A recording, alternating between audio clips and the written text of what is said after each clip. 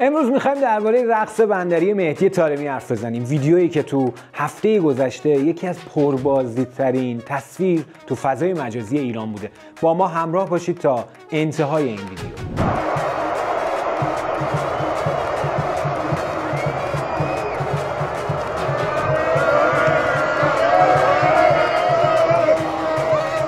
سلام، من مهدی شریفی ام و خوش اومدید به کانال یوتیوبی من. اونایی که منو از نزدیک میشناسن و دنبال میکنن میدونن که تو برنامه ورزش و مردم تو هفته گذشته تصمیم گرفتم درباره خوشحالی پس از گل مهدی طارمی صحبت کنم. با یه نگاه دیگه متفاوت اومدم درباره این قصه صحبت کردم، چون به نظرم وظیفه‌م بود که حرف بزنم درباره مهدی طارمی. اونجا چون وقتم کم بود و خیلی از حرفام ناقص موند، تصمیم گرفتم که به پیشنهاد دوستان بیام تو این کانال درباره اون حرکت مهدی طارمی حرف بزنم. یه مقدمه بگم. تو سال گذشته یکی از بزرگترین انتقال‌های تاریخ فوتبال ایران با رفتن مهدی طارمی از پورتو به اینتر رقم خورد. اینتر که خیلی‌ها میگن اینتر میلان، یکی از بزرگترین باشگاه‌های تاریخ فوتبال ایتالیا است. همین الان اونا فصل پیش قهرمان ایتالیا شدن. تو لیگ قهرمانان اروپا بازی میکنن و میتونن تو سالهای آینده هم تو جام باشگاهی جهان بازی کنن و افتخاراتشون هم بیشتر بکنن. باشگاهی که حتما خبر دارید زلاتان یه روز براش بازی میکرد، رونالدو اورجینال اون اصلیه توش بازی میکرد و همین الان بازیکنای بزرگی مثل لاوتارو مارتینز رو تو ترکیبشون دارن. از اون روز اولی که مهدی طارمی رفت به اینتر، باورش سخت بود که ما بپذیریم که قرار سیمون اینزاگی سرمربی این تیم مهدی رو فیکس بازی بده. چون میدونیم هم لاوتارو مارتینز رو داره تو ترکیب خودش، هم بازی مسی در تیم ملی آرژانتین، هم مارکوس تورام رو تو ترکیب خودش داره و این دو نفر بازیکنای اصلی اینتر در فصل پیشم بودن. به همین خاطر مهدی خیلی کم بازی کرد. زمان اندکی داشت برای اینکه بدرخشه. من تو خیلی از بازی هم که بازی کرد نتونست گل بزنه تو سری آ. این باعث شد که فشار روی مهدی طارمی، فشار انتقادات وحشتناک بشه. رسانه‌ها و هوادارهای ایتالیایی در اینتر می اومدن پیام میذاشتن تو فضای مجازی، به خصوص باشگاه اینتر میگفتن که آقا بفروشید، این بازیکن ایرانی خیلی خرید بدی بوده. اما یه مسابقاتی برگزار شد تو یکی دو هفته گذشته در ریاض عربستان تحت عنوان سوپر جام فوتبال ایتالیا. 4 تیم ایتالیایی اومدن بازی کردن. در نهایت تو مسابقه فینال اینتر و میلان رسیدن به هم دیگه. اینم بگم تو پرانتز، اگه این بازی حتی تو بازی پایانی سوپر جام قرار نبود برگزار بشه، بازی مهمی بود، چون یکی از بزرگترین دربی‌های جهانه، یکی از بزرگترین شهرآورده دنیای فوتبال، بازی اینتر و میلان.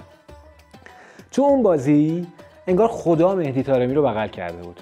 این کلمه‌ای بود که من تو برنامه‌ام ازش استفاده کردم، گفتم انگار خدا مهدی طارمی رو بغل کرده، چون تو اون مسابقه خیلی درخشید. یه گل زد و یه پاس گل داد، فوق‌العاده بود عمل کردش. بعد از بازی رسانه‌های ایتالیایی کلی تعریف کرده بودن از مهدی. هوادارهای اینتر میگفتن که کاش اینزاگی بهش بیشتر وقت بده.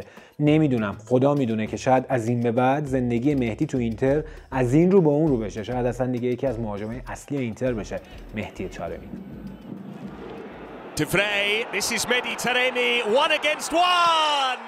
اما من نمیخوام درباره فوتبال بازی کردن مهدی صحبت کنم. نمیخوام بگم که چقدر گل قشنگی زد. نمیخوام بگم که کاش به لاوتارو مارتینز پاس گل نمیداد، خودش میزد تو گل.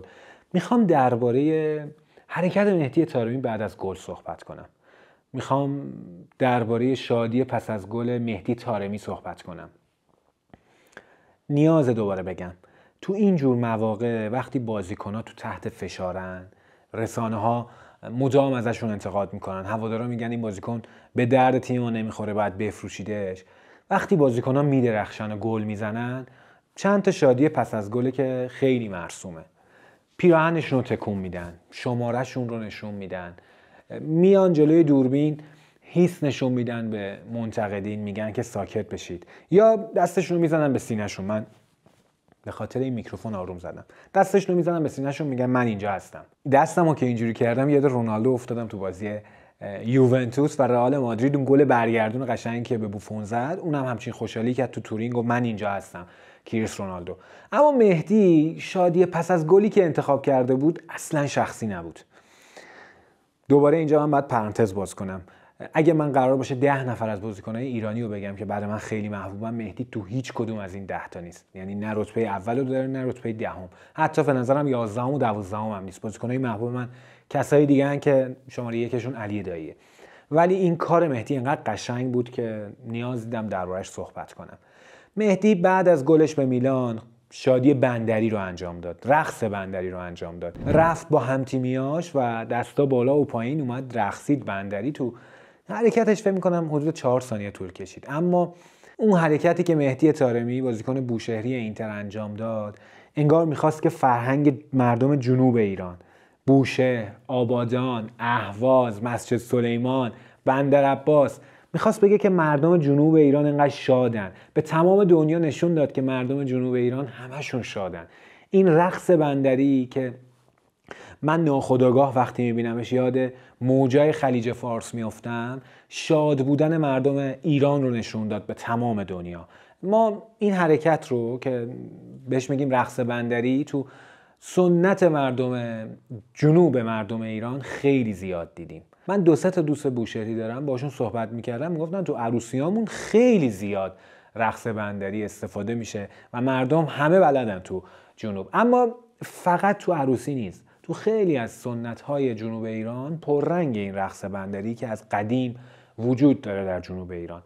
بخوام مثال بزنم حتما دیدید شما صیادان ماهی، شکارچیان ماهی ها وقتی میرن برای صید ماهی به خلیج فارس، وقتی که دست پر برمیگردن این کارو انجام میدن.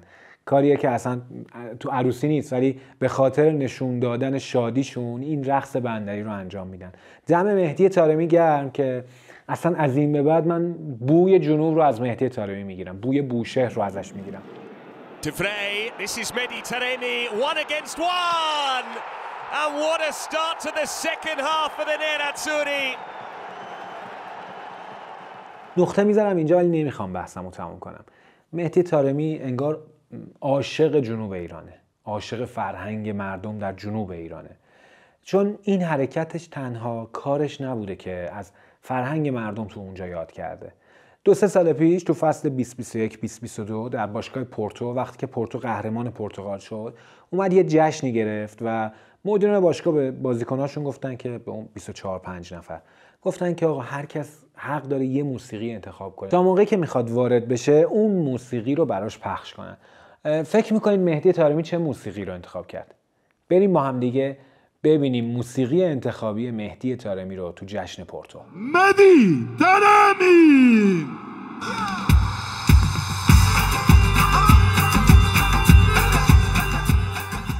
اصلا این پسر خیلی جنوبیه. شما موافقید؟ من دوباره بگم مهدی طارمی جزو حتی 20 بازیکن محبوب منم نیست، ولی این حرکتش قابل ستایش بود و باید تشکر کنیم. وقتی این حرکت قشنگش یه نوع تعامل بود بین مردم و فوتبالیستا. من خیلی دوست دارم این ارتباط بین مردم و فوتبالیستا جریان داشته باشه. تو فوتبالیستای اروپایی خیلی زیاده، کاش بین فوتبالیستای ایرانی هم بیشتر و بیشتر بشه. مهدی این کاری که کرد به نظرم یکی از اولین کارهایی بود که فوتبالیستا میتونن تو زمین بازی برای تعامل با مردم خودشون انجام بدن، با امید اینکه این تعامله و این راه بیشتر و بیشتر بشه. و البته خوش‌ذوقی مهدی طارمی هم بود دیگه. دمش گرم. لطفاً برای ما کامنت بذارید، پیاماتون رو بنویسید زیر ویدیو، بگید که نظرتون چی بوده درباره این حرکت مهدی طارمی. شما هم اندازه من خوشتون اومده بوده یا نه؟ براتون مهم نبوده؟ راستی اینجا کانال منه در یوتیوب، لایک، سابسکرایب و کامنت شما یه نوع حمایت شماست از تیم ما که باعث میشه دلگرمتر بشیم تا بتونیم تو آینده تولید محتوای بیشتری بکنیم. با ما همراه باشید، قراره تو این کانال اتفاقای مهمی رخ بده. مرسی، دوستتون دارم.